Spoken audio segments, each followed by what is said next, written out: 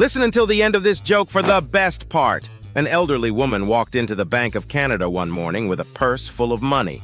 She wanted to open a savings account and insisted on talking to the president of the bank because, she said, she had a lot of money.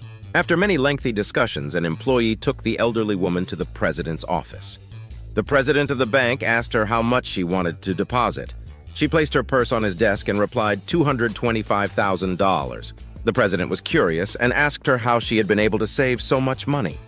The elderly woman replied that she made bets. The president was surprised and asked, "What kind of bets?" The elderly woman replied, "Well, I bet you $25,000 that your testicles are square." The president started to laugh and told the woman that it was impossible to win a bet like that. The woman never batted an eye. She just looked at the president and said, "Would you like to take my bet?" "Certainly," replied the president. "I bet you $25,000 that my testicles are not square." "Done," the elderly woman answered, "but given the amount of money involved, if you don't mind, I would like to come back at 10 o'clock tomorrow morning with my lawyer as a witness." "No problem," said the president of the bank confidently.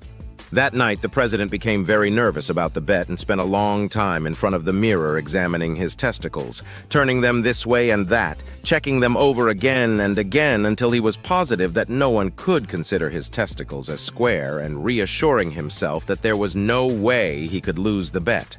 The next morning at exactly 10 o'clock, the elderly woman arrived at the president's office with her lawyer and acknowledged the $25,000 bet made the day before, that the president's testicles were square.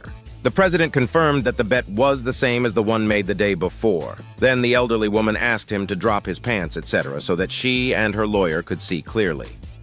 The president was happy to oblige. The elderly woman came closer so she could see better and asked the president if she could touch them. "Of course," said the president. "Given the amount of money involved, you should be 100% sure." The elderly woman did so with a little smile. Suddenly, the president noticed that the lawyer was banging his head against the wall.